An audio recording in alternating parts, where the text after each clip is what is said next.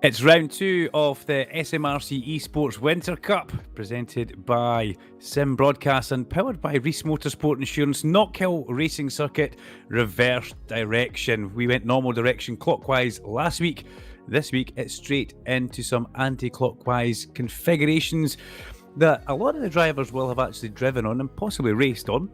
You can see our calendar there, round number 2 in the Global Mazda MX-5. We then have a lovely little break for Christmas and New Year. We come back with the Skip Barber cars on the 12th of January, and the Legends finish us off on the 19th of January as well. Duncan, Vincent in his virtual commentary box, aka bedroom here.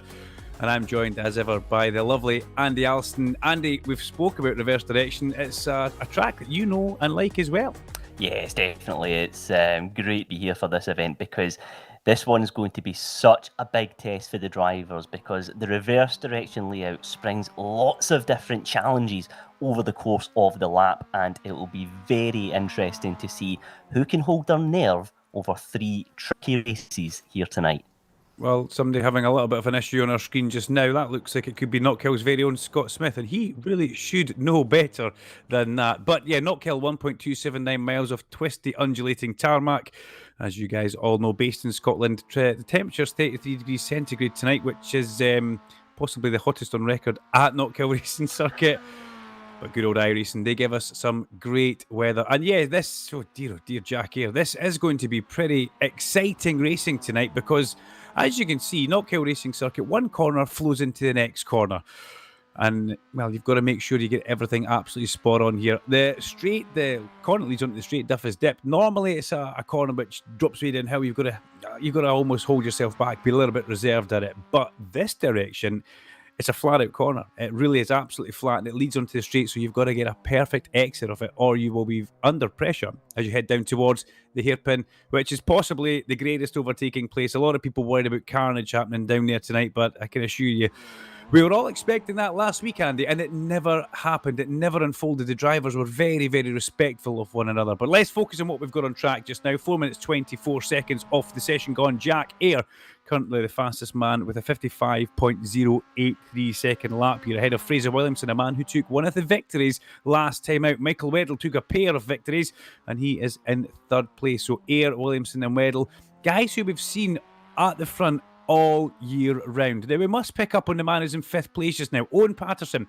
young motorcycle racer from Perth, comes from a very long racing dynasty. His dad, Torco, races. His big brother, Lewis, races. His little sister even races as well, Zoe. So let's see how Owen Patterson gets on. Currently in fifth place. Car number 19 now, Andy. The interesting bit about this is he's taken over from Peter Mackay. And Peter Mackay, who was actually leading one of the races last weekend, the Knockhill commentator.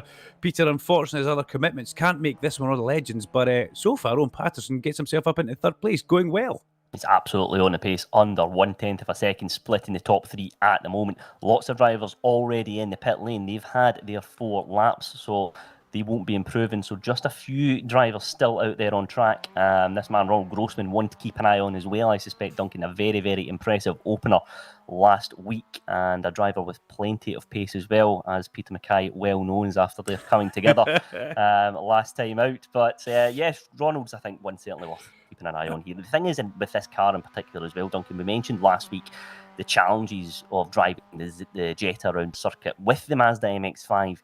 You can really attack the curbs, and Ronald is doing just that through the chicane there. You can really be very, very aggressive, and I think this MX-5 car really lends itself to some excellent racing here at Knockhill. But that wasn't track limits there. That was Lookers, the local Air Force base. We're having a word with that one. The amount of air time that was underneath that Mazda MX-5 there of Ronald Grossman, you can't cut the track if you're not touching the track in my ears. Thank you very much for that, Mo. That's Mo Money, Mo Problems back at base. And we've got Pete as well, who's given us all the updates on the graphics and keeping the directorship rolling. Is that what it's called? We'll go with that anyway just now. But Sim Broadcast guys doing a fabulous job. Remember, let us know who you think your Reese Motorsport Insurance driver of the day should be. We could do with a little bit of help for that. Myself and Andy, we usually pick up on it. And last week with this plan, if he finishes here, if he does this, Andy, and it was blown apart in the final, wasn't it? It didn't really happen. We wanted it to work out. Certainly was. So yes, if there's a driver that catches your eye, please do let us know. We've got 29 cars out there on track for this one. So something so if you think a driver's done something that's worthy of the accolade, then please let us know in the comments from wherever you're watching here tonight. That's what we're looking for. Jack Ayre, currently the provisional fastest man on pole position with a 55.083. 1,000th of a second behind him is Fraser Williamson. Then 6/10 off the back is Owen Patterson. Quite a big gap, I've got to say, quite a big lap. And let's now have a little look at an onboard lap around Knockhill's anti-clockwise configuration, and we'll do it with the Movano Sims racer. Fraser Williamson has become underneath the Vincent Building Supply Bridge, down towards turn number 1, which is Taylor's turn the hairpin. On board, down he goes onto the brakes. The car moves about a little bit and he gets back in. Good thing about the hairpin is it drops away from you, but you can really drive the car in towards the car. It's got a strange sensation. You're almost falling into the track there as they come along through Hislop's in towards Clark Corner. You've got to try and take as much off the curb on the right as you come in here, just like that. Breaking a straight line back to the apex, throw it in. Trying not to take the red sausage curb, or it will put you wide down the grass, down the back straight. The chicane, it's quite an early, fast turning. Get as much curb in the first part as you can, and Fraser bounces over through all of them. Before you know it, he's through Butchers, he's onto the brakes for McIntyre's, and now from here, it's essentially flat through the left-hander, which is actually a right-hander called Leslie's, and over the crest of the hill at Duffy's Dip before you use a little bit of the pit exit as well. It might be the pit entrance in this direction, underneath the Beatson's Building Supply Bridge. That is a lap by Fraser Williamson, 54.89 second lap for the Movano Sims racer. But it's still Jack Ayre at the top from Fraser, Owen Patterson, and Michael Weddle. Adam Brown, Michael Johnson, John Higgins Jr. in 7th place, ahead of the man's an animal, Ronald Grossman in 8th place, Ethan Gardner, and rounding out the top 10, it's Smithy himself, Ryan Smith. And I tell you what, Duncan, the stage is set for an absolutely thrilling opener, because look at the gap splitting Jack Ayre and Fraser Williamson on the front row of our grid. There is almost a dead heat between the pair of them. That is absolutely incredible stuff. But Jack Ayre, as things stand, will start this race from pole position. There are just a few drivers out there at the moment putting all their final laps on the board. Looking to try and improve. Ronald Grossman currently 8th place at the moment. Best time was a 55.5. James McIntosh also out there on track, looking to improve on a 56.1. That was his last lap there, was his fastest. So he's got Cameron Ritchie just up the road there as well, from Gaz Brown, Mark Heron, Owen Ross in 15th at the moment. So 20 seconds or so left to go in this one. So I think James McIntosh will just have enough to cross the finish line to put one more lap on the board. Let's see if he can improve on his 19th place position at the moment. So he goes across the start-finish line now, crosses it, and there is the 10-minute mark. So that is it for James McIntosh, and he does not improve on his time. So he will start this race from 19th place. But didn't he time that to almost absolute perfection there? As we look at the grid, Jack Ayre on pole position from Fraser Williamson with Owen Patterson and Michael Weddle. Adam Brown with Michael Johnson Jr. alongside Ronald Grossman with Ethan Gardner, Ryan Smith, Kieran Smart and James Warrior down in 12th place.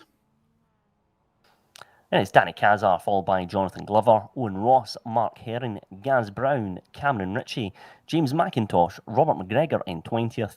It's Dale Smith, Mark Chappell, John Duncan, Sean Doby. And behind these two guys, we've got James McIntosh, we have got Robert McGregor, Dale Smith, we've been through them, David Bolton, Cameron Bryden away down there. What are you doing there? Scott Smith in 27th place with Jackie Chalmers and John Proctor. What is Scott Smith doing down there in 27th? This could be a bit of an overtake fest for him. Keep your eyes on him for us, Andy. The anti-clockwise configuration at Knockhill Racing Circuit, personally, I think it's fabulous. To drive it, it all flows so well, and it really is good fun. Plenty of overtaking opportunities as well. Don't let people tell you can't overtake around Knockhill reverse direction or any direction. As we wait to see the lights coming on here. Race number 1 for round number 2 of the SMRC Winter Cup. Here we go. Lights starting to appear. In fact, they've disappeared now. Here we go. Complement of lights on now. And down towards the hairpin we go for the first time. It's a good start from Jack Ayre. He's got the jump on Fraser Williamson. Everybody fans out behind. Owen Patterson holding off Michael Weddle as they come down. Just now got Adam Brown in the middle of that as well. But it's going to be Jack Ayre who leads through the hairpin. And let's hope that everybody behaves and is respectful as they come through. Air runs a little bit wide, puts a wheel in the gravel, and here already comes Fraser Williamson as there's a couple of cars off in the background, but it's Williamson side by side. He's on the inside line as they come through towards Clark Corner. He will take the lead in towards Clark Corner. Jack Air will tuck in behind him here, and I hope he doesn't lose too much down the back straight, because Owen Patterson still very much in the mix with Michael Weddle as they come to the black circle chicane for the first time of asking. Everybody flies airborne through there, and a few cars getting in a bit of a shape as they go up towards Butchers, but it's at the front. A mistake from Air though, a mistake from Air, and here comes Owen Patterson as they come through Leslie's. Patterson trying to build all the momentum as they come onto the main straight. He'll be trying to get a tow. Andy Alston underneath the Beatson's Building Supply Bridge. That is lap number 1. And a very good lap from Adam Brown, it must be said. He didn't get the cleanest getaways, but managed to keep the car under control, hooked into the hairpin nicely, and he's been building on that nicely. However, there looks like a little bit of drama further behind. Michael Weddle involved because he goes tumbling down the order. There is car number 7 with the blue alloys. He's been tagged at the hairpin, so down goes Weddle into 12th place. We'll have to get a replay on that and find out what happened, because that means Adam Brown is now into second, with John Higgins rounding out the final step on the podium. Well, I've got to say, I saw somebody losing it on the way, and as somebody else turns themselves around there, James Warrior on the way towards Clark's turns to the right-hand side, but I saw a car in the braking zone going in towards the hairpin, getting turned onto the grass. Now, I'm just wondering if that maybe collected Owen Patterson. And let's have a look at the replay just now as they come down the straight. What happens? Weddle gets a shunt up the rear. Weddle comes across, no fault of his own, bang, into Owen Patterson. What a shame. That will be quite a substantial amount of damage, I would imagine, Andy Alston, in your iRacing expertise, to that car for Michael Weddle and Owen Patterson. That will not be a happy car to drive at all, I have to say. Michael Johnston and Michael Weddle both coming together there at the hairpin, unfortunately. So Johnston does go back up into 8th place there. Jack Ayres had a moment because he's gone tumbling down. The timesheets on the left-hand side is car number 13. So Jack Ayres had a little bit of an incident during the lap. So we still have Williamson in the lead. It's 2 seconds is the gap between him and Adam Brown, with John Higgins still in 3rd place. But Kieran Smart here is one worth keeping an eye on here. Started this race in 11th, up into 5th place, and he is putting Ethan Gardner under all sorts of pressure here. But let's get a look at the replay involving Cameron Ritchie here down the start-finish straight with car number 90, Ronald Grossman. Ronald Grossman just looking to try and get inside, but there's no way to get through at all, and he is really just the man's an animal. Well, there's nowhere at all that Cameron Ritchie could go there, unfortunately. He was trying to defend the inside line, but Ronald Grossman couldn't move back out, and both cars go well off the track and tumbling down the order. I just don't think Ronald Grossman saw the car in front of him there, even though it was a big MX-5 right in front of him. He just drove into the back, and well, that's what happens, and I'm pretty sure the clerk of the course will have a field day with the start of this race. We're on to lap 4 just now, and round we come. Owen Patterson on a bit of a comeback drive. That car, though, must feel a little bit awkward to drive. He's got Michael Johnson ahead of him, and number 96 also going through the heart of Clarkson. There's contact, and off goes Patterson, and off also goes Cameron Bryden, who was involved in that as well. So a little bit of impatientness from a few drivers after that stramash that we had early on at the hairpin. But let's pick back up at the front. In fact, let's see a quick replay of that. What happened down the back straight here? You can see Johnson goes wide. Patterson tries to go underneath him. Scott Smith involved in this as well. Nope, there's contact with Owen Patterson, Scott Smith, and that was Cameron Bryden. So just Mark Hearn sneaks through as well there. Yeah, it's been a busy old time. It's been a very busy old time. But back at the front, as we were trying to pick up there, Fraser Williamson leads as they head towards Clark's from Adam Brown and John Higgins Jr. with himself up into 3rd place. Now, I think we spoke off air, Andy. You've basically got to try and keep your nose clean in this. That's the main thing. And these 4 guys at the front have kept their nose clean.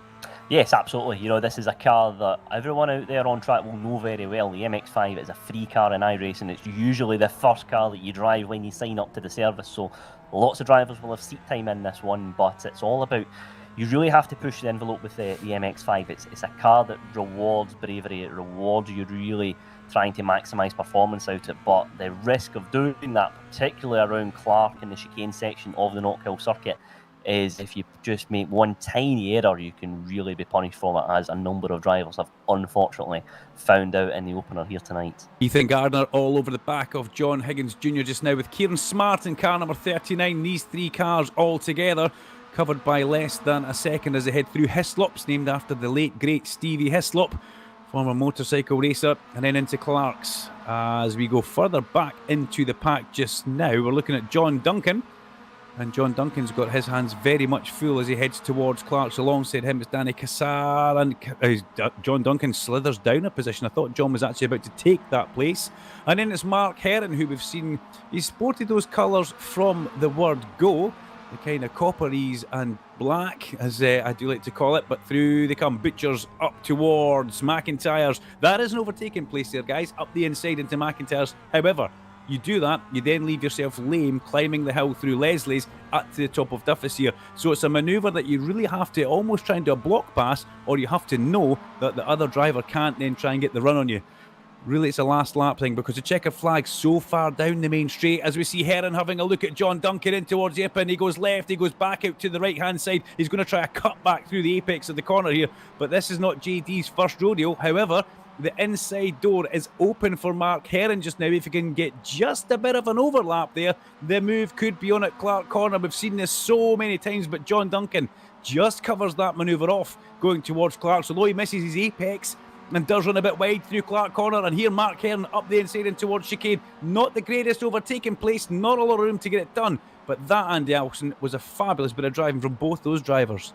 Absolutely. Sheer persistence there from Mark Heron to get the move done. It was an excellent bit of defence and driving from John Duncan there, just came out of Duffus and down the straight. He really just put that car in the right spot at the right time. But unfortunately for him, Mark Heron managed to find his way through at the chicane, and he will be looking to build on that overtaking opportunity. Just down the road as well, we've got Michael Johnson, Jack Eyre having a right good scrap there. Jack Eyre makes it side by side going down the railway straight and into Clark Corner. Jack Eyre, of course, does have the inside line. He is now side by side. Surely he'll have enough about him to make this one stick. I think Michael will surrender position. He does go behind on the entry to the corner, so Jack Eyre moves up into 8th place. He does have to cover that position though going into the chicane, because Johnston was looking to have a bite back there, but Jack Eyre goes into 8th place in this race. Johnston in 9th, Danny Cassar hot on their heels in 10th. I love the gusto and enthusiasm that they throw at the chicane in this Mazda MX-5, the Global Mazda MX-5. Looks like it was built to go around Knockhill Racing Circuit anti-clockwise as they come up to the top of the hill. We're 7 minutes into this race. We've done 9 laps. And away at the front, the Movano Sims racer, all on his own, is Fraser Williamson. Adam Brown in 2nd place. John Higgins Jr. has fended off the Ryan Smith, Ethan Gardner attention and has wriggled away up the road now. So Jr. looks like he's set for a possible podium here. Let's not jinx him just yet. Kieran Smart, well, he's worked very hard as there's contact in towards Clark's here for Smith and Gardner. Smith takes a tap in the back quarter. He manages to hold it, and Kieran Smart now comes up the inside. So Kieran Smart really has... well, he's driven a very smart race, pardon the terrible, tedious pun there. But Kieran has really used his head here. Now up into 5th place. Michael Weddle, well, it's a comeback drive for Flymo, isn't it? The Flymo colours have not made an appearance this week, and really they should have, because he was on the grass at the end of lap number 1 through no fault of his own. He was turned on the braking zone in towards the Yipin, and from a driver point of view, trust me guys, I've been there myself, there is nothing worse than going down that grass and inside. You're just waiting for the next car to come across in front of you, and unfortunately he caught the newcomer Owen Patterson, who was really, Andy was showing a great turn of speed on those early laps, but then another collision has taken him out of the running. As we go back to Robert McGregor now, and he's 14th position, and this man was on the podium the last time going normal direction. So let's see how Robert gets on here, just not with the pace he would be wanting right now as he chases Jonathan Glover. Yes, Robert McGregor was 3rd in the first 2 races the last time out, but unfortunately not where he wants to be at the moment. Putting Jonathan Glover under a little bit of pressure though, but just not quite got enough about him to force the move into Clark, so we'll have to just bide his time at the moment. So Robert McGregor certainly one keeping an eye on here, because we know he's got bags of pace around this circuit, but Jonathan Glover not giving up that position without a fight as they come into McIntyre here. Side by side they go. McGregor just throws the car up the inside. Duncan, you said that was a place where he can make the overtake. Yeah, but look what's happened. But here is the fight back though, into the inside here comes the 96 car of Jonathan Glover. Side by side they go. There's 3 cars behind them as well. They're all just fanning out behind him, looking to try and get involved. So Robert McGregor goes very narrow into the chicane to try and hold off the 43 of Dale Smith, but he's not giving that one up without a fight either. So Dale Smith now goes into 14th place. Jonathan Glover coming under pressure from James McIntosh and David Bolton. Great scrapping between this group here at Knockhill. Great drive, great manoeuvre from MSR's Robert McGregor there. He threw it up the inside at McIntyre's, yes, and then did manage to hold off the advances through Leslie's and Duffy's dip. Wing mirror hanging off. Deary me, that was the most, I don't know, Mazda MX-5 manoeuvre I've ever seen at Clark Corner there. Over the curb, I think that was Michael Johnson. Correct me if I'm wrong, please. Is he further up the road, actually? That was 92. Yeah, Andy, we'll pick up on that later on. But Robert McGregor gets basically assaulted at Clark Corner over the apex curb there. Robert McGregor will come back and fight another day. But yeah, that's possibly not the best way of taking a manoeuvre at Clark's. Whether it was a wee bit of loss of traction on the way in there and the brake pedal that we didn't see, Andy. But yeah, airborne into the side of another car as we see Ronald Grossman heading towards the hairpin now on a comeback drive as well with David Bolton right behind him. Yeah, it's one of those corners, Clark, you know, you can be tempted to throw the car up the inside in reverse direction and try and make it a bit of a block pass, but unfortunately at those speeds, more often than not, you can result in coming together. So unfortunately, I think that was Jonathan Glover that's just came out with that one worse for wear. So I think if you're going to try and do a bit of a block pass, maybe McIntyre is the part of the track to make that one stick. But back at the front, Michael Weddle looking to put Ethan Gardner under a bit of pressure. He's going to get a good pull down the start-finish straight here. Not quite close enough to make a move into the hairpin, I suspect, but he's just weaving off the racing line there, and that's just getting Ethan Gardner looking in his mirrors. Weddle's just, you know, he knows this track like the back of his hand. He'll be using every trick in the book to try and put pressure on Gardner and Smart as well, who's just up the road. So Michael Weddle, with a few laps left in this race, looking to still move up the order. Was that John Higgins Jr. moving out of the way there, or was that somebody else? The turquoise car was off the racing line. It looks like he's still actually up the road for Junior. So I'll give his dad a little bit of heart failure, who'll be watching this back home. But yeah, apologise to Michael Johnson there. That clearly wasn't him that did the move at Clark's. It was Jonathan Glover. But yeah, to make a manoeuvre like that at Clark's, you really have to be alongside on the way in very, very early. It's not a manoeuvre that you can really make from even a car length back, because the turning speed's so quick at Clark's. But they're both living to fight another day as Michael Weddle now tucks up behind the back of Ethan Gardner as he come over the crest of the hill down towards the hairpin. Up the inside for Weddle. He's thinking about it. Onto the brakes. Up the inside to the apex. Good move from Michael Weddle on the comeback drive for Flymo. You have to remember, last week Michael Weddle got taken out at Duffy's Dip in one of the races by no fault of his own. Ended up on the grass, but then ended up coming back. Did he win that race, Andy Alston, or was he second? I can't remember. It was second. It was a very strong recovery drive. There's contact further behind, though, and that is Michael Weddle involved in it. Unfortunately, he's gone off at Clark's. There's been further contact further up. But, yeah, it's the two Rethink Racing drivers have come together. It looks like... That looks Gaz like Brown. I don't think it was Michael's fault there, to tell you the truth. Let's get a look at the replay there. So Weddle has got a little bit of traffic ahead of him. There's a good bit of space there. And then the 87 car, who's going to go side by side with, and they just tangle, unfortunately. So Gaz Brown there has collided with Michael Weddle, and both cars are in pit lane, and they have got a big recovery drive ahead of them. I would say it was Michael Weddle collected Gaz Brown. That's a bit of a shame, but... yeah, one of these things that happened to two Rethink Racing drivers, so they'll definitely want to go and rethink that one. Is off goes Adam Brown. I was just about to say, Adam Brown has had a fabulous race. He hasn't really put a wheel wrong, and then oh dear. We catch him go wide at Clark's. The accident's still happening here, ladies and gentlemen, because he manages to control it going through McIntyre's. But that was like the never-ending slide there as he chases Fraser Williamson in the 369 Movano Sims racing car. Fraser Williamson, 13 minutes into this race, lap 15 at Knockhill, and he has got a bit of traffic ahead of him, and that was a crash on the main straight. That looked like Scott Smith was involved in that again. The Knockhill mechanic having a disaster here. Now what happened? He's in battling here. Scott Smith comes alongside. He's going in towards the pit lane. He comes back on side-to-side contact. Oh, good grief. Scotty boy. Dear, oh dear. Well, he's been in that podium working a few times, so thankfully... no injuries there, clearly, unless he staved his thumb when the force feedback hit him. But Adam Brown, again, down the back straight, rounding a little bit wide there. Andy Alston, he is trying like the proverbial bear here as he comes 14 minutes 36. They will get another lap. Yeah, I have to give a shout out to Adam Brown here. He's driven a phenomenal race, and he's been very much on pace as well. In fact, he is... almost matching Fraser Williamson here for races lap after lap. So fair play to Adam Brown. This has been a very, very strong start to his event, and he'll be keen to continue to build on that. John Higgins Jr., of course, as well, rounding out the final step of the podium with a solid drive. Ryan Smith, Keen Smart, also impressing so far. But there's been quite a lot of elbows out here in the opener, I think, Duncan. And with 2 races ahead of us, I think there's more drama still to come here. So let's take a look back at the front. There is our race leader, Fraser Williamson. This is the last lap of the race here as he makes his way around Clark's. Williamson's made it look easy, but Adam Brown's still not giving up without a fight, using all the track and then some, putting every bit of pressure on Williamson as he can here as they make their way around the final couple of corners for the opener here tonight. Williamson into McIntyre's for the last time of asking. He's got a couple of gear changes and to climb up the steepest hill at Knockhill through Leslie's. Over the crest of Duffus, he can almost see the checkered flag, but it's just over the crest of the hill. 369 Movano Sims racer Fraser Williamson wins race number 1 here at Knockhill, chased home by Rethink Racing driver Adam Brown in car number 8. John Higgins Jr. Here he comes. Don't weave too much, Jr. Comes home for a fine 3rd place ahead of Ryan Smith, with Kieran Smart, who drove a very, very clever race here in the number 39 car, coming home in 5th place from Jack Eyre. Michael Johnson, who will probably have a little bit of a word with Michael Weddle in the chat room, one would imagine, after the first lap altercation.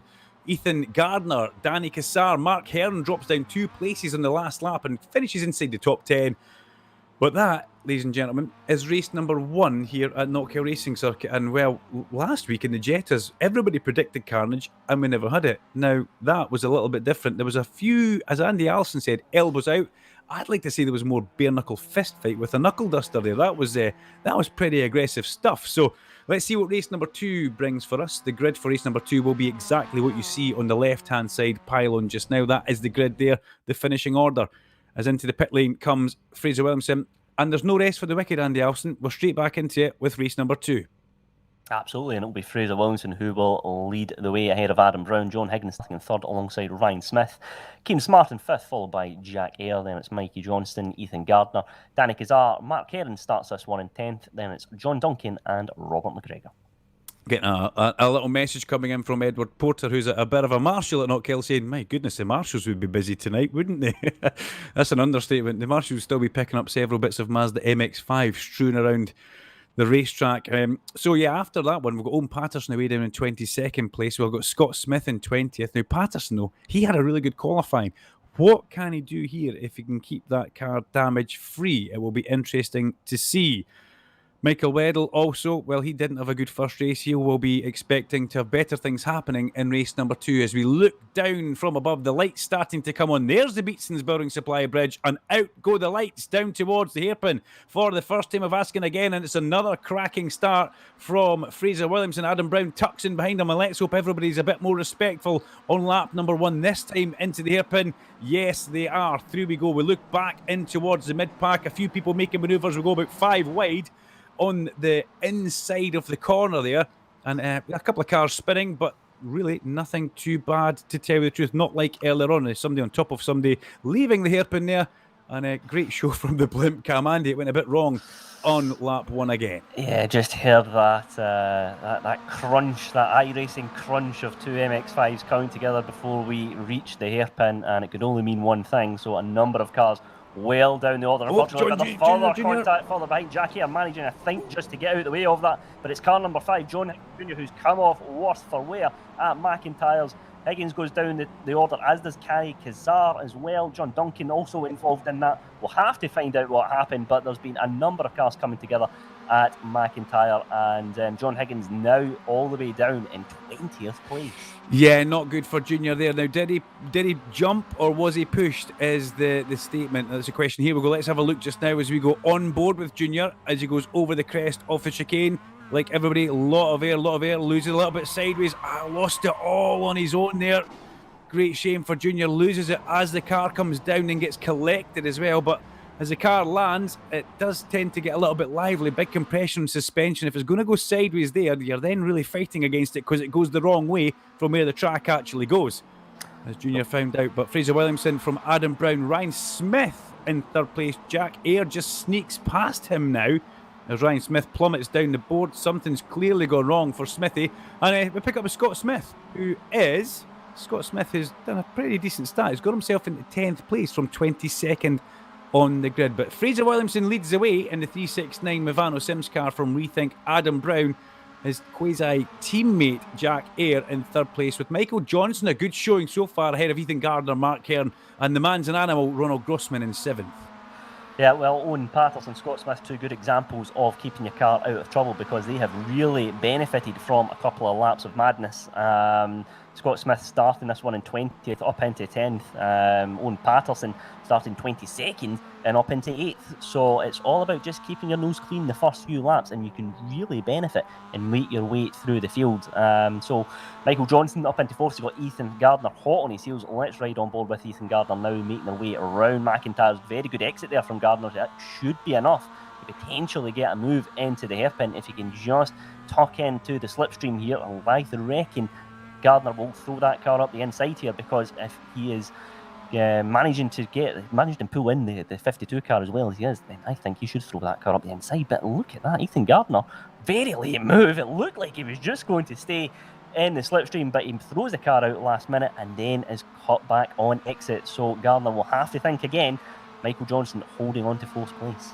Huge amount of understeer through the apex for him there. He'd been willing that thing to turn, and it just wasn't going to happen. But when we were riding on board with him, you could hear him have a couple of feathers in the throttle, just going over the crest of Duffy's Dip, and that ultimately would hurt his exit just that little bit, as we picked back up with Kieran Smart, car number 39, Kieran in 11th, chasing Cameron Ritchie and Scott Smith. Mark Chappell just behind him, with Del Smith and Robert McGregor in 14th, just off the back of these guys as they come in towards McIntyre's. Great series of bends. They flow together so well coming through here. Whether they're on 2 wheels or 4 wheels, it really is a fabulous, fabulous bit of track to drive. Then you get up the top of Duffus and you almost have this big exhale of breath because you've managed to make it through that area. Then you've got to do it all over again in about 30 seconds. There is literally no rest for a racing driver around Knockhill reverse direction or normal direction. As Fraser Williamson note, shows everybody a clean pair of heels and a nice clean back bumper on his MX-5. Adam Brown has been a bit of a standout so far. He's had 2 cracking drives, and Jack Eyre now. What can Jack do? If we look towards the timing screens, who is the faster of the 2 drivers just now, Andy Alston? Is it Brown or is it Eyre? Jack Eyre has gone faster. However, Fraser Williamson is the fastest driver of anyone there. Last time out, it was a 55.2. That was his fastest lap of the race. But Jack Eyre's done a 55.1. I wonder if he has got an off track though, because it's not showing as the fastest lap here on our timesheets. But Jack Eyre certainly got the pace here and looked to put Adam Brown under a little bit of pressure. But Williamson's got that gap of 2.3 seconds, which I believe is the largest gap he's had so far here tonight. So he'll be looking to try and just maintain that advantage over Adam Brown and let Brown fall into the clutches of Jack Eyre. So further back there, Mark Heron in 8th place. A little bit of a gap between him and Owen Patterson in 7th place. But Scott Smith on the recovery drive in 9th place, and a decent gap between him and Ritchie, Smart and Chappell. But let's take a look further back. John Higgins, also another driver who was down in 20th at one point, looking to make moves on Gaz Brown. He's got the cut back on exit, but he's not quite side by side just yet. But he'll be looking to try and just keep his car in there, throw it up the inside into Clark and make it. I wonder if Gaz Brown just got enough here. He does indeed. He closes the door, so Gaz Brown holds on to 15th at the moment. But yeah, we're 5 and a bit minutes gone in this race, and there's been so many talking points already. There goes Junior up the inside into the chicane, forces Gaz Brown to make, whether it was a mistake or something, but good move from Junior there, and Gaz Brown under huge pressure now from 47 as well as that. And we've got, yeah, it's getting a little bit busy as they go through. Robert McGregor also trying to squeeze past. Is that Robert McGregor? No, it's not. It's Owen Ross in the 127 car. But Junior, really his sights must be set on 8th place. That would be pole for the reverse grid. It's got to happen. Getting caught out very early on. As up the inside comes 94. Smithy with a good manoeuvre back to the inside there. But I think we saw just a lap ago, John Higgins Jr. showing us just how difficult it is to actually make that manoeuvre with throwing a car up the inside at Clark's. You've got to be alongside. But what you can do is you can force the other driver into making a mistake at Clark's, and then you can hopefully get them down the back straight in towards the black circle chicane. Hats off, shout out to Owen Patterson, 7th place. He started in 22nd place. And the young man now up inside the top 10 on the back of the man's an animal. According to Peter Mackay, Ronald Grossman, who is showing pretty well in this race just now, as we see them from the blimp cam going through the hairpin. Michael Johnson, Ethan Gardner, Ronald Grossman and Owen Patterson side by side for Grossman and Gardner as they come out of the hairpin through Hislop. So you can just see Gardner scrapes ahead and wipes the nose of Ronald Grossman, and that's really what you've got to do. You've got to stop any sight of getting anything alongside as they get towards Clark Corner. But 7 minutes of this race gone. It's still Fraser Williamson from Adam Brown and Jack Ayre, your top three, as these 4 cars fly through the chicane. Oh, there's a bit of a wide manoeuvre from Johnson there. Will he manage to keep that on? He's lost a bit of traction, and this could be interesting. Keep your eyes on Ethan Gardner. He's got to get perfect Leslie's, perfect top of Duffy's dip to get the drive through, to get in that slipstream and not lose any momentum. He looks like he's done a good job here as we go on board just now. Gaining. Defensive driving from Johnson as they come down towards the hairpin. He puts the car on the inside. Going round the long way will be Gardner, but can he cut back? No, he can't, because Ronald Grossman's underneath him. Great bit of defensive driving there from Michael Johnson. Saves the position, however, alongside him as they come towards Clark's now. But I've got to say, ultimately, I believe on the wrong side here. But does he have enough momentum just to wipe the nose of Johnson? Yes, he does. Can Gardner take the position? Yes, good move from Ethan Gardner as Ronald Grossman takes the Hollywood line through Clark's over the apex curb. And Andy Alston, I'll draw breath and let you get in here as he manages to get past Johnson going down the back straight. It's an excellent bit of driving from Ronald Grossman there, just biding his time, letting the 2 cars in front of him scrap, and he picked his moment to perfection there. Ronald Grossman now going into 5th place, and he could well go into 4th place here because he's got a very good run around this final part of the lap there. He's got a good toe here on Ethan Gardner as well, so Ronald Grossman could go from 6th to 4th in the space of a couple of corners. Will he throw that car up the inside into Taylor's hairpin? Let's see if Grossman will make the move. He thinks better of it. So Ethan Gardner will hold on to 4th place at the moment. Grossman almost looking to try and get a little bit of a cutback there. Not quite close enough to make it stick this time. But I wonder if Ronald Grossman will now make a move into Clark Corner. So good bit of scrapping here from the 3 or 4 cars there. But it's Fraser Williamson and Adam Brown still leading the way. But look at this now. Jack Ayre is putting Adam Brown under all sorts of pressure with a few minutes left in the second race here tonight. Adam Brown has been in 2nd place for the entirety of this one. Jack Ayre started in 6th, but he's looking to get at least 2nd. So the 2 Rethink Racing drivers are going to fight this one out here. Adam Brown going to have to go on the defensive. He's got no other choice because Jack Ayre is hunting him down. Jack Ayre, of course, looking to try and go on the outside now. Perhaps he's looking to get a cutback. Adam Brown goes defensive. Will he be able just to hold on to that position? Jack Ayre tries the cutback, but does not manage to make it stick this time round. Yeah, quite generous through the apex was Adam Brown there. He could have stopped that and made it a bit more awkward for Jack, but maybe it's because he's his teammate. He was quite friendly as they come towards Clark Corner. Great onboard shot from Jack Ayre here. Just shows you that it's very difficult to see through any of the corners. Brown makes a mistake. He's wide in the back straight. That could have let Ayre have a manoeuvre up the inside, but not to be. Such as the entry speed through the chicane as we go back towards Grossman and Johnson as they come down the back straight to the Black Circle chicane now. And literally fly through that, chasing Ethan Gardner, who made that fabulous manoeuvre earlier on. Really very impressive stuff from Ethan Gardner. Took a couple of corners for him to make the manoeuvre and get it stuck, but he did that. And Adam Brown has worked pretty hard over this lap, and he's managed to gap Jack Ayre. That's a bigger gap than it was the last time through. 54.8, the fastest lap of the race the last time round for the Movano Sims racer at the front. 369 Fraser Williamson, who extends his lead to 4.7 seconds over Adam Brown. And remember, this all counts towards championship points as we see Scott Smith on the outside of Kieran Smart. Scott's going to try the cutback, but Kieran Smart has his car perfectly on the inside. So why not have your say? Give myself and Andy Alston a bit of a hand on the Reese Motorsport Insurance Driver of the Day. Will it be Scott Smith with this manoeuvre round the inside towards Clark? He's alongside. He must have enough of the car alongside. Yes, Kieran Smart gives him room. That was a nice bit of racing respectfulness from both drivers there. Good clinical manoeuvre from Scott Smith. Not something I've said very often in the racing series this year, have we, Andy Alston?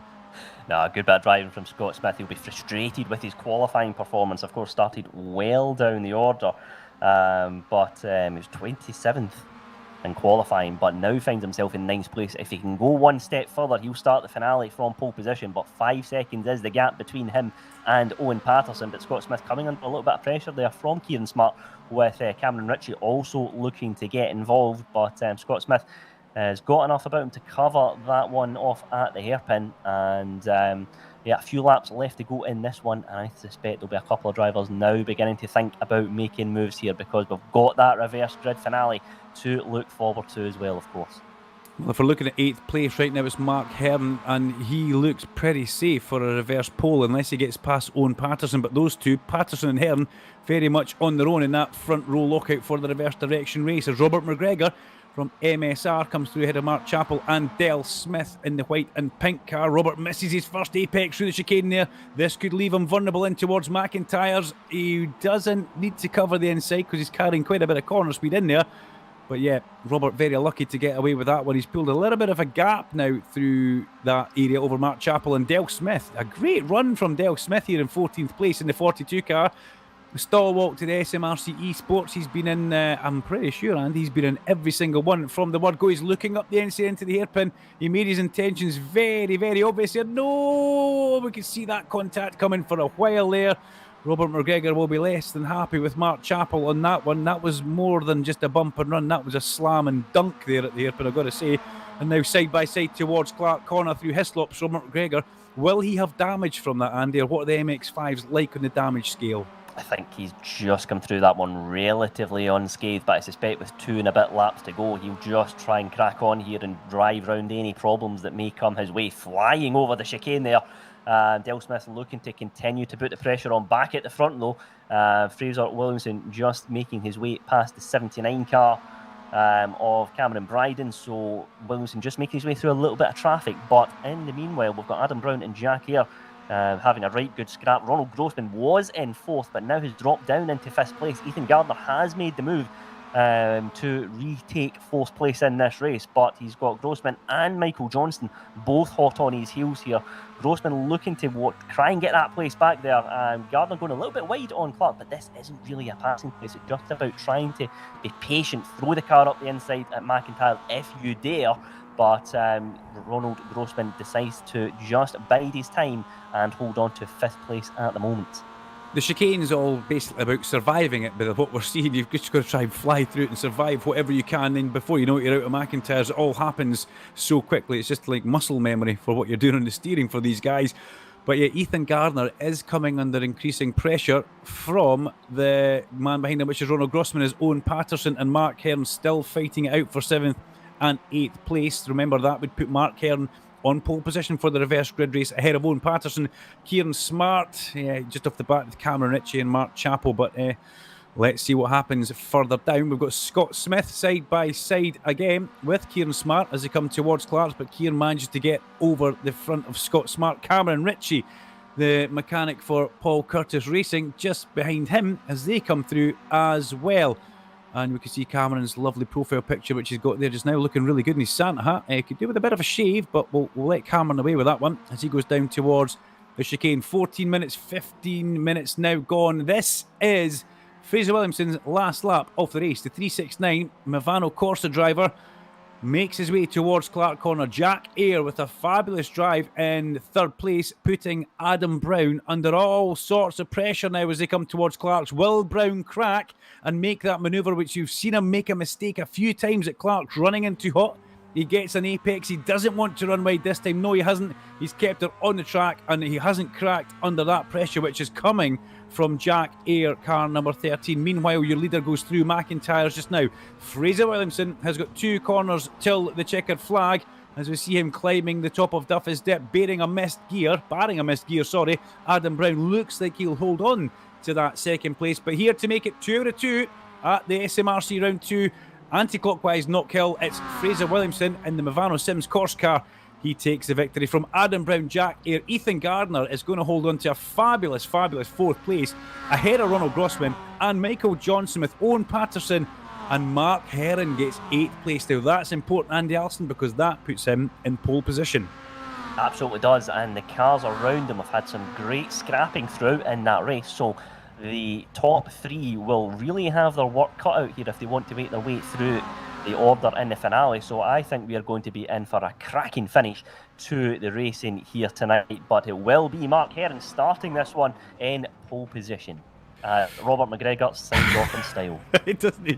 There's an Adam Kindness moment there. An Adam Kindness moment. Maybe not the best thing for Robert McGregor to have done. Let's hope the damage doesn't carry forward. But yeah, that is race number 2 coming to an end there. Remember, let us know in the chat, wherever you want to do it, who you think your Reese Motorsport Insurance Driver of the Day should be. We've seen 2 victories now for Fraser Williamson, and the third race is coming up in just a couple of minutes. So stick with us, go and get a quick drink from the kitchen or the fridge. Remember, it's festive time, so why not grab yourself that little bottle of beer if you want, alcohol-free or whatever is your tipple. Join us back in a couple of minutes on this live sim broadcast production brought to you by Reese Motorsport Insurance and the SMRC eSports Winter Cup. We'll be back, guys, in a couple of minutes.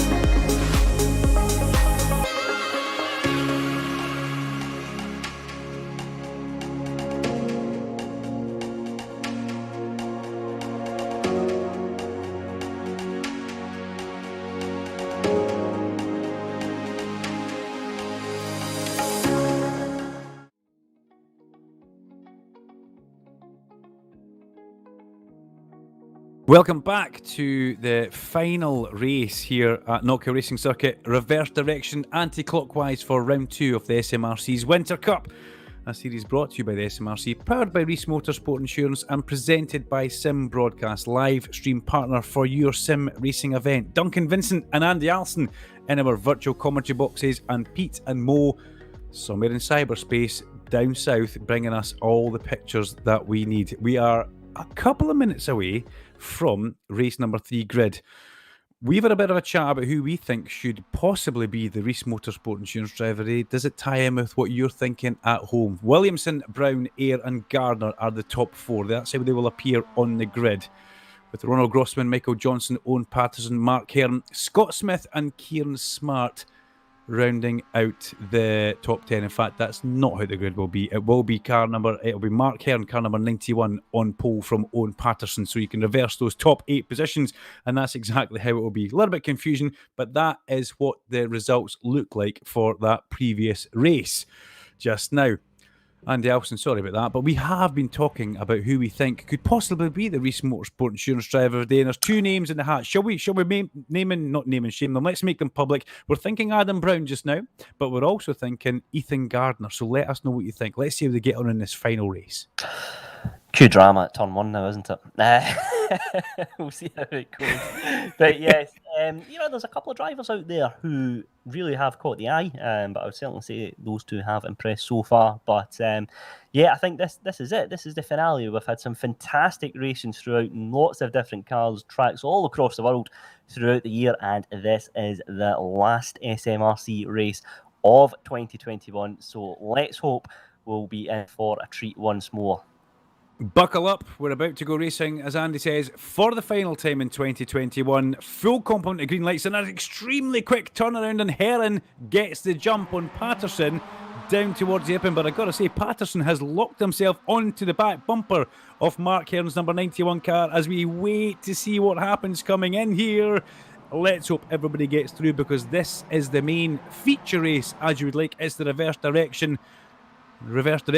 grid race, but Hearn leads as they come through Hislop's from Owen Patterson. Patterson looking very racy in the pink MX-5, goes for the inside at Clark's. It's not a great overtaking manoeuvre, but he manages to make that manoeuvre stick. Has he lost enough drive though? Will Grossman get him in towards Clark's at the hairpin, even though it's a chicane? I'll get the corner right yet. Yes, he does. Grossman hits the front from Owen Patterson as I try and get my corners muddled up. But what a manoeuvre from Owen Patterson at Clark's here. But then what an eco manoeuvre by Grossman. And that's Fraser Williamson. Fraser Williamson spins at the exit of McIntyre's. Now, we've got to see, was he pushed or did he jump? Was there a bit of contact there?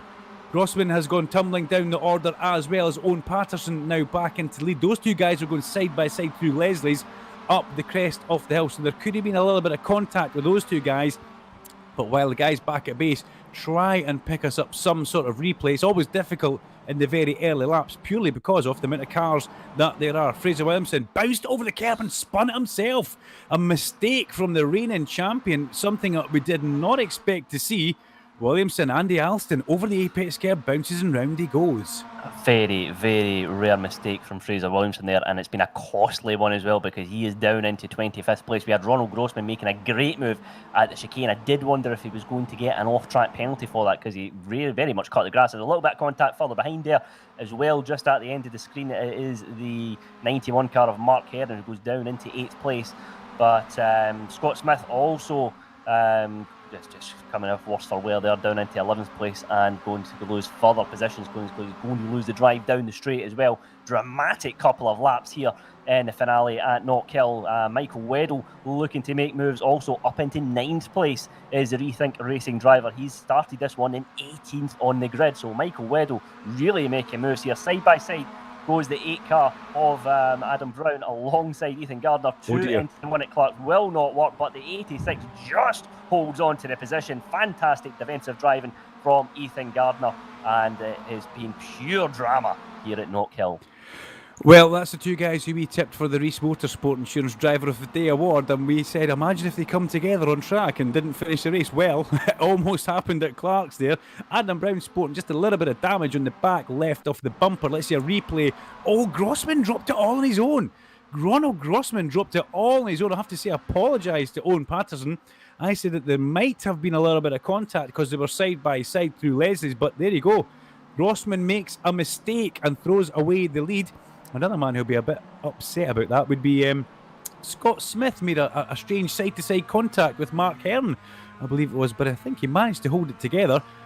On the grass he was, Andy Alston. It looked like he was heading for the bridge as we see Michael Johnson side by side with Gardner through Clark Corner, and here comes Adam Brown, trusty old Adam Brown, down the inside of Gardner. Good manoeuvre. He bided his time and he put the car exactly where he needed to be, and he didn't touch the grass going through the chicane there. He was completely airborne over the grass. Just they think the landing of that is going to be sore on the old back. Yes, absolutely. Very firm but fair driving there. And Adam Brown goes into 4th place. Ethan Gardner, who's had a very strong event overall, is in 5th place, coming under a bit of pressure from Kieran Smart, though. Side by side they go into the hairpin. Adam Brown should be able to defend this one. I think he might have had a bit of a slowdown penalty. I suspect that he was very slow, breaking very early into the hairpin. So Brown goes down into 5th. Kieran Smart leapfrogs into 4th place momentarily. Side by side they go. The orange, the luminous green alloys of Adam Brown side by side. He's on the outside. He will have enough to make that one stick. So it is Brown from Smart. Ethan Gardner in 6th place. John Higgins Jr. now side by side goes car number 5. They go into the chicane. Looks like Higgins has track position and he has 6th place into the bargain. So John Higgins is started this one in 14th place, finds himself up into 6th. Michael Weddle, another driver we mentioned a few moments ago on the recovery drive, goes side by side with Mark Chappell outside in the exit of McIntyre, and he will move up a position, and he will now firmly set his sights on the cars ahead here. He's putting Chap under all sorts of pressure now, but just behind we've got Cameron Ritchie and Mark Heron exchanging places side by side down the straight.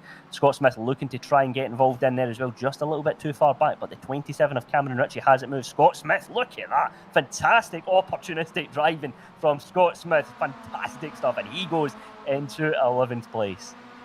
Great move from Scott Smith there. Got to say well done to Mark Hearn for not having anything to do with that as well. There was a little tap into the back bumper of Mark Chappell from Mark Hearn. But Scott Smith on a bit of a comeback drive here. Oh, onto the grass goes Chappell. He's lost drive down the back straight. Here comes Scott Smith to make another manoeuvre stick over the apex through the chicane, but he somehow doesn't manage to gain a position. Will he go up into the McIntyres? Yes, he does. It's a late, forceful manoeuvre. Chappell should have seen that coming a bit earlier and possibly defended that one, and he's going to lose a couple of positions. He's lost one to Mark Hearn in 47, about to go past us. James Warrior as well, who we saw. Oh, there's contact. Did those two cars go off the track there? No, they just had a bit of rub and racing. That's Robert McGregor and Fraser Williamson now very much on the comeback drive. But at the front with 6 minutes of the race gone, it's a motorcycle racer from Scone. It's Owen Patterson just now. And he leads the way from Jack Eyre, Michael Johnson, Kieran Smart and Adam Brown inside the top 5. Mark Heron and Scott Smith go side by side for 10th place towards Clark's. But look at this, Jack Eyre has got huge pressure and eyes on the back of Owen Patterson's car here. Patterson defending, no, not really defending, taking a good line through McIntyre's there and taking a good bit of speed through Les's and up over the Crestel. Good camera to stay on here. Can Jack Eyre gain in the slipstream as they come underneath that Beatson's Building Supply Bridge, past the race control and the start-finish line, where the finish line's there. So it's quite a long way down that pit wall as Patterson defends on the way in. Is this going to be a cut back through the heart of the corner for Jack Eyre? Nope, Patterson manages to keep that one well and truly covered. Andy Alston, 6 minutes gone, almost into 7. Jack Eyre increasing the pressure on Owen Patterson. 0.2 of a second is the gap at the lead. Owen Patterson just managing to hold on to the lead of this race into Clark's. Adam Brown, though, now coming under a bit of pressure from John Higgins, but looking to put the pressure on the green car of Kieran Smart here as well. Adam Brown going side by side there, almost into the chicane, but backs out does Adam Brown. The hop over the chicane there, great camera shot there, it must be said. But Adam Brown still in 5th place. I reckon he could perhaps throw the car up the inside into the hairpin here if he gets a clean drive on the exit. But John Higgins, will he perhaps look to follow him through here? But Ethan Gardner might have something to say about that as well. So we've got some great 4 cars scrapping here. Adam Brown commits early, goes side by side. Now, can he make the move stick onto Kieran Smart? Brown is now on the inside. Surely he's got enough to take that position. And there is John Higgins looking to try and follow him through here as well. It's almost like a bit of a carton move there, just trying to follow through the car ahead, but not enough this time round for John Higgins. But Adam Brown now takes 4th place in the race. Kieran Smart is not going to give that one up without a fight. So it's Brown from start, John Higgins in 6th, Ethan Gardner in 7th place. Surprised that Kieran Smart didn't try and defend that as he come through the top of Duffy's Dip. You could see that Adam Brown was very much a threat and he had to watch out for that as we come back with the leaders into McIntyre's. Patterson still holding off Jack Eyre, the much more experienced racer in sim rig configuration than Owen Patterson is. And let's see what happens here, because a little bit wide there goes Owen Patterson, so Owen defends straight away. down towards the hairpin. He sticks that car in the middle. Oh, Jack Air with a huge aggressive move towards the inside. Can he make that car stop at the apex? Yes, he can. Only just Owen Patterson. He really had two options here. Have contact or try and steer away from it. But he's now at a good exit from the corner. And here comes the pink rocket back on the inside. Squeezes Jack Air across the road. I do like that. Jack has to back out of that one. As they come in there, a bit of a bang up the rear on Owen Patterson, and round he goes. Jack Air just taps the back of Owen Patterson as he goes over the crest of Clarkson. Round goes Owen Patterson. He'll be a little bit upset with that one, but it was looking so good from those two guys there.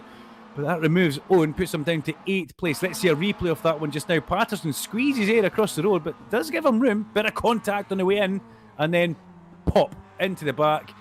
And one thing, Jack wouldn't have meant that, wouldn't have been deliberate, and he won't have liked to see Owen go round there. He's a very honest guy, tells us exactly how it is, as Jack Air, every time he comes into the commentary box. And, well, that's just one of these things. But, oh, look, Michael Weddle, back up, number 7, up into 7th place. He's almost been non-existent tonight, as has, Fraser Williamson has not been non-existent, but in this race, a mistake. And, you know, the greats can make mistakes. It just goes to show we didn't expect Andy Alston, but it happened. No, absolutely. Scott Smith, though, going side by side here, looking to make a move into Clark Corner. Fraser Williamson just ahead of them as well. So, and that's a great bit of driving from Scott Smith. He goes into 10th place, makes the move stick on the 27 of Cameron Ritchie. Scott Smith has had a tremendous finale here, driving with his tail up and making moves throughout, really putting on a show here is the 82 car. But Mark Herring in 12th place at the minute is looking to try and get past Cameron Ritchie.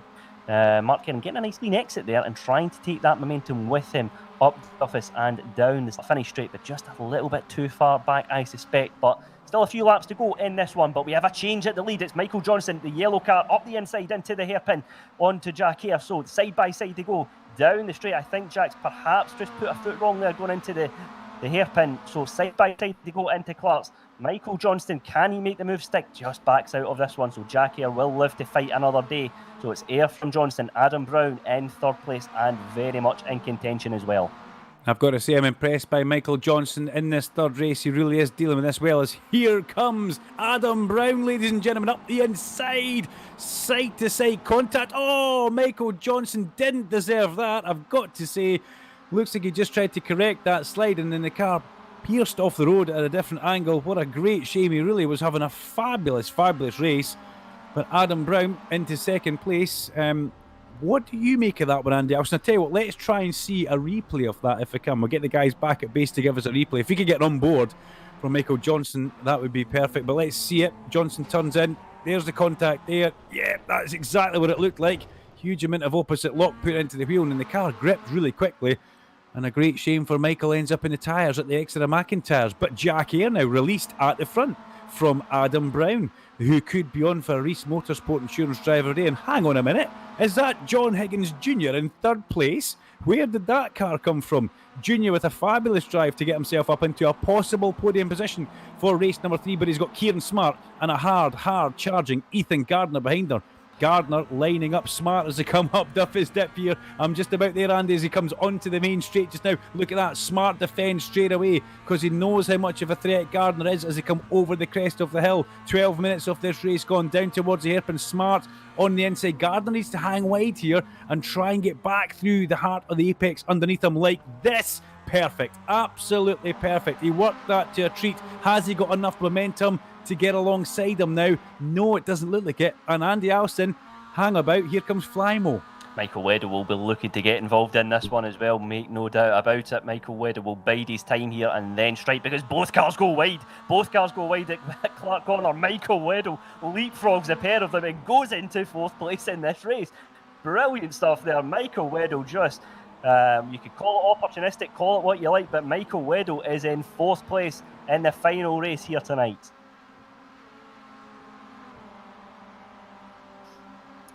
So round they go, Michael Weddle leading from Kieran Smart. Ethan Gardner down into 6th place. Kieran Smart will not want to give that one up without a fight. Back at the front though, Jack Air, 3/10 of a second is the gap between him and Adam Brown. Will have a couple of laps left in this race. Jack Air will do everything in his power to hold on to this one. He wants to sign off 2021 in style with a trip to the top step of the podium. But Adam Brown will have something to say about that. 0.3 of a second is the gap as they go into Clark's, but John Higgins Jr. is closing both of them down. He is hunting them down there. He will be using every trick in the book to try and get involved in this fight as well. Very, very aggressive driving by all three of them over the chicane, trying to take all the speed with them down the hill and into McIntyre. 0.2 of a second is the gap now at the front. So will Adam Brown decide that this is the moment to make a move? 14 minutes on the timesheets, 15 maximum. This will be the penultimate lap of this race, because Jack Eyre now coming under pressure. Eyre committing early, going narrow, forcing Adam Brown on the outside. Will Adam Brown be able to get a cutback? He's momentarily ahead as they make their way into the entrance of the hairpin, but Jack Eyre covers off the move and holds on to the lead of this race. Junior for the win here? Junior for the win here? What do you think, Andy Alston? This could very much be on if this comes together at the front, as we have Jack Eyre on what will possibly be the last lap of the race just now. As he comes through Clark Corner, it's Adam Brown, his kind of teammate, as they come down the back straight towards the black circle chicane. We have got 20 seconds off the race to go. Curb, air, grass, tarmac as you land in towards McIntyre's. It's now or never. Doesn't look like it for Adam Brown as they come through McIntyre's, climb up through Leslie's. This will be 15 minutes going. The checker flag is now ready for the drivers as they come towards the Beatson's Building Supply Bridge. Jack Eyre under pressure. Out from the slipstream comes Adam Brown, but it's going to be Jack Eyre from Adam Brown. John Higgins with a fabulous drive to get a podium in third place. Michael Weddle comes home in fourth from Kieran Smart in fifth. Owen Patterson, first time rookie driver, in sixth place ahead of Fraser Williamson, the winner of the first two races. And then, oh dear, what happened there? Ethan Gardner into the back of Fraser Williamson after the checker flag. 7th and 8th for those guys, 9th for Scott Smith, and 10th for Mark Heron. Michael Johnson also parks it into the gravel trap. That seems to Andy Alston be, I don't know, the way to finish the race, just flat out into the Tyrrell hairpin. Well, not maybe the best.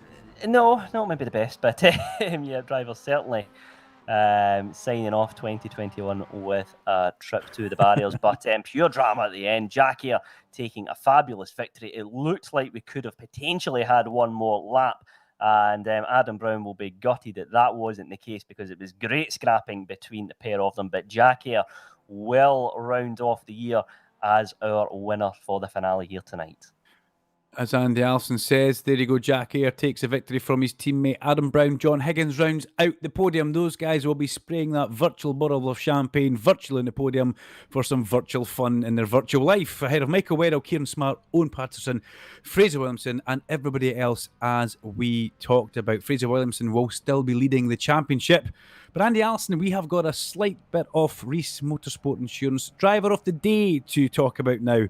And we spoke about two drivers. We reckoned Adam Brown or Ethan Gardner. Now, Andy, I don't know about you, but Adam Brown has been a standout for this reverse direction anti-clockwise configuration. And for me, it's got to go to Adam Brown.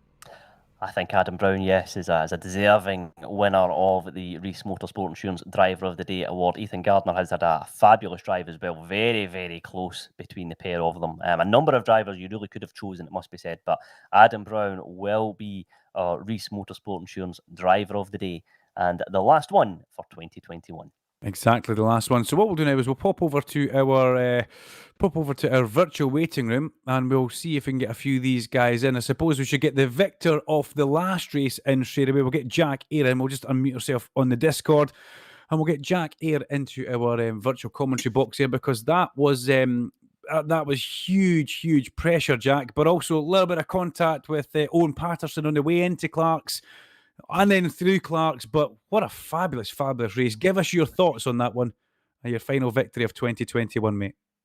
Well, crazy. Did everything I needed to in qualifying, so it sort of set me up for a good set of 3 races. And yeah, starting from 5th in race 3, it was as clean as it could have been, considering. Turned out of a potential punt at turn 1 on the very first lap, and yeah, just started to slowly make my way forwards. I didn't want to really have contact with Owen. That, you know, I'm sure you guys know that's not my style, and I certainly feel bad for him that he dropped back, but there was a lot of contact on that straight, I'll tell you that, and yeah. I held it in a straight line, that's all I'm going to say. So it happened, I'm sorry, but what could I have done apart from completely backed out of it and just giving him the position? That's not racing. It was cracking to watch. What do you think of the reverse direction anti-clockwise setup for the MX-5s as we're watching them go through chicane just now? There's not a lot of car touching the ground when you go through there, but good fun to drive.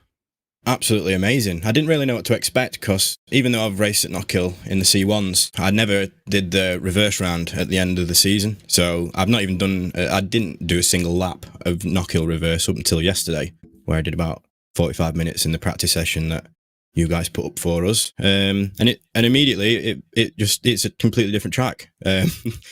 It sounds, obviously it's going to be different going the complete wrong way around everything, but it works here. It's great, and there's room to make manoeuvres, and yeah, like you said, down the chicane, you just completely just send the car and just hope for the best. Really, try and catch it if it gets a bit sideways. It's the landing. You've got to land straight. If you land with that little bit of opposite lock, as we saw John Higgins Jr. do, it kind of fires you off the road. But Jack, listen, it's been great watching you race through 2021. Thank you very much for giving us some great action. Have a great Christmas, and we'll look forward to seeing you in 2022. I think it's 1 or 2 weeks in for the normal direction in the Skip Barbers. Can't wait. Thank you very much, gents. Merry Christmas to yourselves. All the best. Cheers, buddy. We'll catch you later on. Andy, what we'll do now is we'll get the top 3 in the last racing. So we'll get Adam to come in now, and we'll give him these Reese Motorsport Insurance driver of the day. And I'm pretty sure that you'll have plenty of topics that you want to pick up with Adam. So on you go, Mr. Alston. Adam, many congratulations. You are our Reese Motorsport Insurance driver of the day. That was 3 rather dramatic races to call from here in the commentary box. What was it like behind the wheel? Well, the first race, I mean, it's Fraser, so there's no chance I was catching him. It was pretty just putting the laps in. Second race, had a couple of scares and was just keeping it steady, trying not to let Jack pass. But that third race was mental. It was crazy. Certainly was. Adam, do you reckon one more lap you could have perhaps made the move? We didn't know if it was going to go to an extra lap when it did, but it was side-by-side stuff from you and Jack almost in the last couple of minutes in particular. Well, I think, of course, the person behind is going to have like a few tenths on the person in front because of the draft. And I just, I was thinking if there was time, I would have attempted to move. And I did attempt to move on the last lap, but when you're a good defender around this track, you know the places you know where to put your car, and it's very hard to make a move. No, it certainly is as well. And Adam, just looking ahead to the new year and the Skippies as well, a very popular car on the iRacing service. Is this one that you'll be looking forward to taking round Knockhill? Well, I used to absolutely love the Skippies, but I've barely driven them the past couple of years, so I'll be excited to see how they are. But it's gonna be scary because those are quite, especially on cold tires, they're hard to control, and with all the bumps and hills, it's gonna be very tricky. Well, it certainly will be, but I think it'll be full of drama, just like we've had here in the MX-5s tonight. Adam, you are our Reese Motorsport Insurance driver of the day. Many congratulations, and we look forward to seeing you out there on track in the new year. Thank you very much. Well done, buddy. Great to see you in our virtual commentary box as well. What a drive! Yeah, he did make a bit of work for himself in race number 2 there, but that was some drive in race number 3 there from Adam Brown, car number 8. Let's get John Higgins in now. Let's get Junior in. He would round out the podium for race number 3. And, well, that was a fabulous, fabulous drive. We've got to mention Hills Motorsport as well, Junior. You're in here. You're in your lovely blue car. Yeah, it went wrong. It went wrong earlier. And we've got to talk what happened going through the chicane. It looked like the car went sideways as you landed. And if it does that, it's got you going the wrong direction. It just looked like it just got away from underneath you. Yeah. Going into the chicane, following Adam, I took too much curb and leaped over the chicane and got a bit of a snap when I landed and unluckily spun it, but did an alright recovery drive considering my car was damaged, but it was decent. That was some drive in race number 3 there, though. Honestly, it looked like maybe a lap or 2 more. You were on for a win there. Yeah, I just got my head down, picking my targets and staying out of trouble in it. It paid off. My dad messaging me before it, saying about the first, second race wasn't a P3, so I thought, let's get my head down and. Was he messaging you or threatening you? That's what I want to know. Messaging me. I don't know what he's like. It's good. Listen, congratulations. We look forward to seeing you. And I believe, what was that? What did you call it, Andy? We'll see you in the Skippies. What is that? Is that what they're called? That's what they're called. Yep, Skippies on iRacing. Very, very popular championships here on in the iRacing service. Lots of drivers spend so much time behind the wheel of those cars, and it will be a very, very interesting combination in the 12th of January when we go back to the next event here in our Winter Cup. Good stuff. Junior, we look forward to seeing you in the Skippies. What's your quick thoughts on them? Do you like the Skip Barber cars? They're alright. They're a bit understeery, but I've never tried them around Knockhill, so it should be fun. What could possibly go wrong, buddy? Have a great Christmas with the family. We'll look forward to seeing you in the new year. Thank you very much, and well done to Hills Motorsport for getting you out there as well. And I believe there might be a special paint job coming for Junior as well. We'll have to keep our eyes on that. So, okay, let's get Owen Patterson in, because I know Owen very well from the bike racing scene, Andy Alston. So I don't know if you've ever met Owen, but Owen comes from a racing family. He's based in roundabout Scone in Perth. His dad Torquil raced bikes. I used to race against Torquil actually, or I was just in the same race. His brother Lewis was a Scottish 600 champion last year. Owen, well, let's not talk about bike racing too much, Owen, because you're very fast at that. But it's all about sim racing tonight. How did you find your first ever sim meeting at Knockhill with the SMRC? Yeah, it was a lot more difficult than I thought it would be. I'm absolutely dripping with sweat. But they were so aggressive. I should have expected it. But a lot of fun. They're not just going to let you waltz in here and take the victory, mate. That's you know it's going to be hard. How did Mum cope with that? Because Mum's at every race with you, your sister as well. So how did Mum cope with that? They were loving it, watching it through in the TV. And will we see you back again for any of the other ones? Is Peter Mackay going to give you another slot? Because I don't think he can do the Legends either. Well, if Peter can't do any more, I'll definitely come back and have a go at a win again. Well, I think if Peter watched that tonight, I think Peter will step aside and give his berth for the year. But have you raced any other cars on iRacing? Have you had a shot of any of these other cars that were coming up next? No, I've done a bit of the Legends, but my main car's the GT3s. Well, you wouldn't want to be going around Knockhill in a GT3. Let's look forward to the Skip Barbers. And for bike racing next year, where are we going to see you and what are we going to see you on? Probably just the SV650 again in the lightweights. Listen, the very best of luck with that. Have a great Christmas with the family, and congratulations tonight, mate. You're a bit of a sensation coming in there, leading the final race. And yeah, unfortunately, that is sim racing, but congratulations. Yes, thanks. No problem. We'll let Owen head off. No doubt he'll be getting some extra laps of practice. And just in case, Andy, I'm going to let you have Flymo, because I always give him a hard time, and it's just not right, is it? No, Michael Weddle, it was three dramatic races once more. I have to start with that move in race number 3. You went from 6th to 4th at Clark's. Just talk us through that one. That was incredible stuff.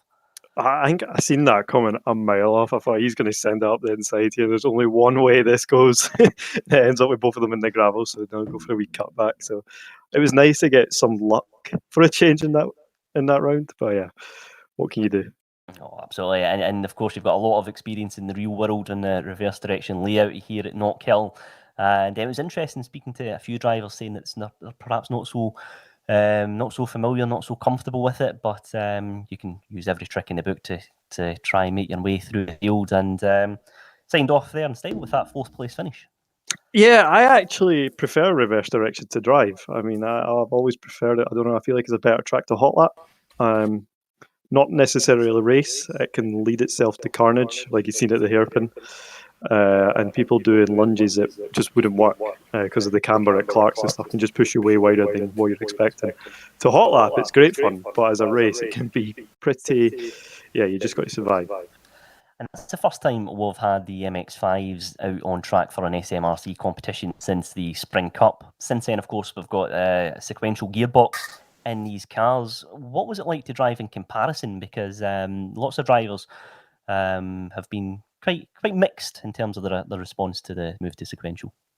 Well, I hadn't actually driven it until we started doing practice for this, and I was like, "Oh, it's sequential now. Oh, it's got a pit lane speed limit." Now. So I was like, "Oh, this is a bit different. You don't need to use the clutch," which makes it a bit easier in that aspect. But the car kind of handles the same. The only thing that's really the difference is the gearing ratios is a bit longer, so you're using first gear a lot more. But apart from the gear ratios, you don't really notice much of a difference. But it's quite nice to not worry about clutch.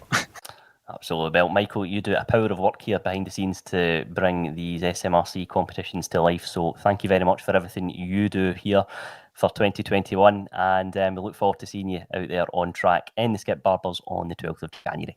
Yeah, I'll see you in the new year, guys. Have a good Christmas and a new year when it comes. Cheers, Flymo. You take care of yourself. And obviously, coming from a mini background, he'll be used to not using a clutch very often because the gearbox usually falls out with those things anyway around Knockhill, if I'm not mistaken.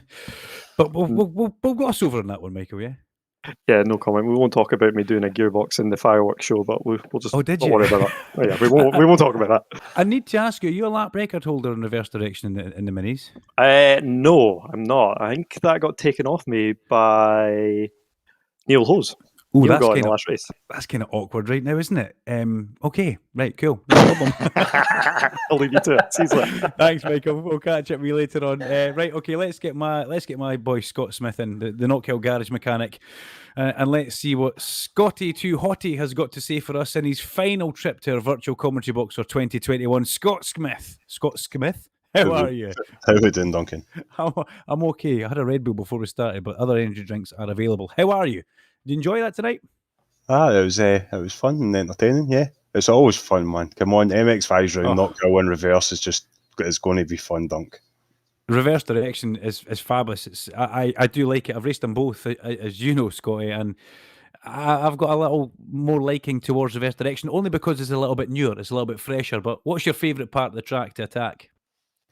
Oh, definitely. If you're going to be fully committed, going down through chicane, down through Butchers, McIntyre's, that section is just out of this world.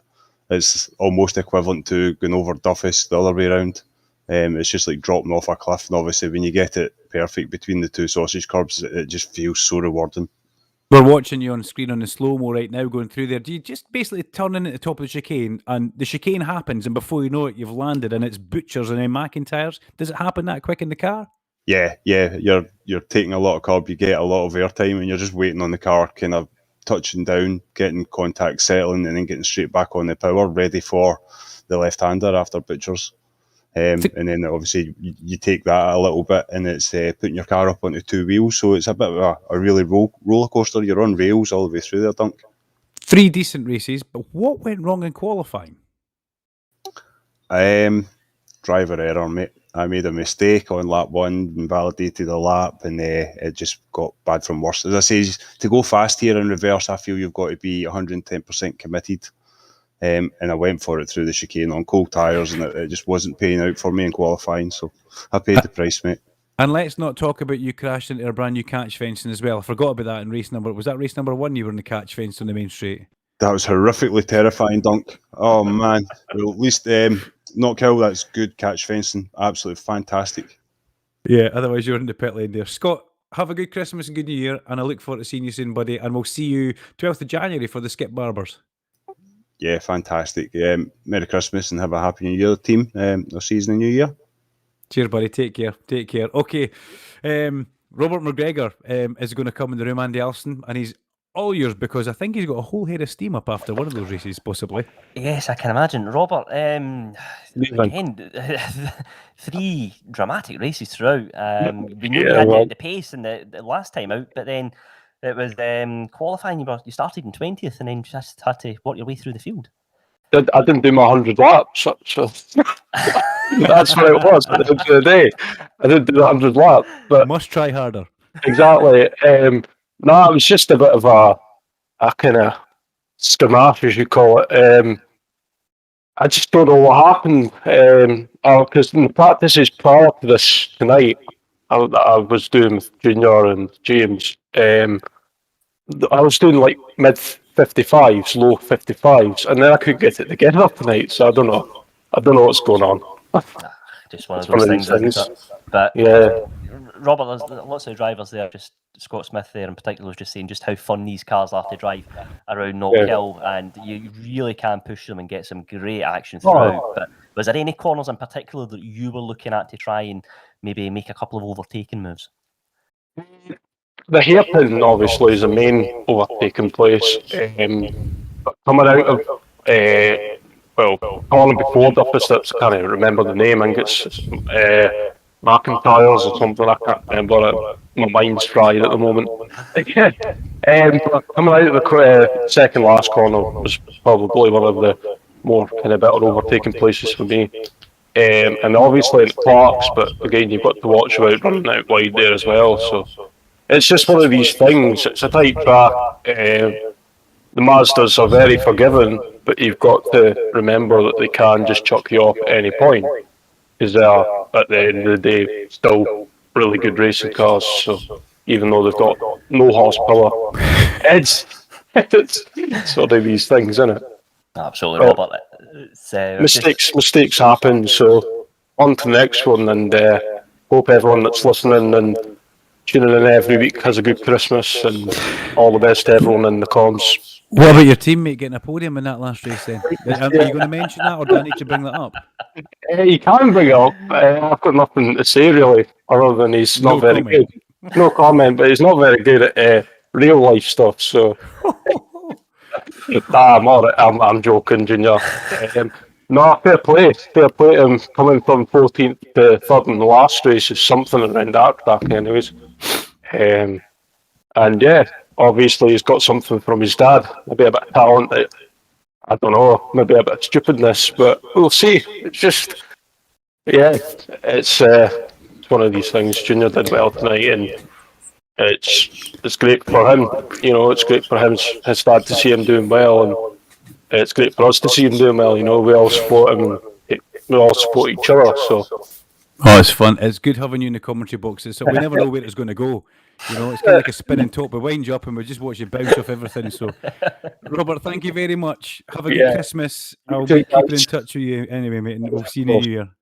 Of course, you two guys, take care. Cheers, buddy. And let's finish off with our 2021 SMRC Grand Supreme Champion, call him what you like, the man who set alight the scoreboards and the timing screens all over the country when we were racing all over the world, in fact, Fraser Williamson. However, let's forget about the championship winning year you've had. What happened at McIntyre's in race number 3? That's the most un-Fraser Williamson manoeuvre I think I've seen ever. Yeah. I hit the curb you're not supposed to hit, and spun the car around in the opening lap. If you hit any of the curbs around here, you're in for a fun time, and yeah, I messed up what could have been 3 very good races, and now it's just 2. Well, it was great to watch you though, really. I mean, the first 2 races, it looked like you were just stroking it on the way around there and bringing it home, and good command and victory. But, you know, it's a different circuit going this direction. A lot of people think, oh, it's Knockhill, I know what it's going to be like, but you've got to treat it like a completely different circuit. How did you get into that? Did you do much testing, or did you just think, okay, let's see what happens? I think last night is the most amount I've done for a good while for this. It's just, I'd only driven it the normal direction up until last night, and it's bizarre the first 20 laps you do, and then you've just got to try and gain confidence trying to fly down the chicane and take everything backwards, and it's just, it confused me for a while, to be perfectly honest. But yeah, eventually it started to click, and I started to enjoy it by the end, but yeah, it's still just, it's just bizarre. Favourite part of the track? We've asked Scott Smith this, and we know his answer, but what's your favourite part of the circuit? It was just completely sending it down the chicane. It's just, it's incredible to be able to go 4 wheels off the ground and still be fast. Yeah, when you come up to try that in real life, just err on the side of caution just that little bit, right? Okay. I think I shall. Yeah. Don't attack it just as much as that. And Andy Alston tells me we're going Skippy's racing next. So what do you think of the Skip Barbers? Is it something you've driven a lot? 4 years ago, 5 years ago, I drove it a lot.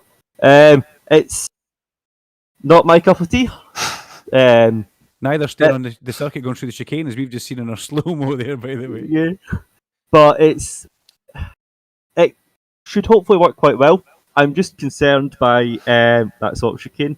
I'm concerned by how much the damage and the fact it's open wheel will cause issues in the hairpin, because as we saw earlier, people like to send cars quite hard into there and cause multi-car pileups. Well, that was diplomatic as I've never heard you be so diplomatic. Well done. Yeah, I'm trying here. But if we're to do that in skippies, it's going to be more than just 4 or 5 cars involved. And yeah, it's not going to be great. At least the draft's a thing in this, but instead of making a move down into the hairpin, you're making it down into toughest, which is scary 2 wide, or potentially 3 if you're 2 wide out the hairpin. It's going to be carnage again, and it's going to be good fun. I love it. It's going to be carnage again. It's been great watching you all year. You picked up the overall championship and really you excelled at every circuit we went to. So it's been great to watch you, Fraser. Can't wait to see what you do in the Skip Barber thing in the new year. But have a good Christmas, have a good New Year, and we look forward to seeing you on track on the 12th of January for some clockwise racing. You too, guys. Have a good one. Cheers, mate. We'll let you head off there. So that's... we've got one other person in the waiting room, but I don't know who that is. Do you know who exactly that is, Andy Alston? Got one more person in the commentary box. Well, In I the think waiting room. if they're in the commentary, if they're in the waiting room, we might as well have a chat. Yeah, bring it. Could it be Cameron Ritchie? Could that be Cameron B? Cameron Bryden. Oh, Cameron Bryden. Cameron Bryden. This will be the son of KMSC kind of superstar motorsport racer Paul Bryden, if I'm not mistaken. Cammy, how are you doing?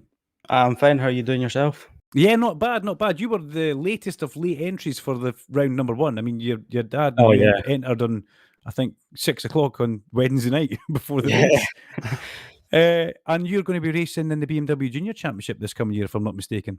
Yes. Okay, And but I'm very excited. Good. Well, that's good. That's the whole idea. What do you think of the sim racing in Knockhill? Oh, it's tough. I mean,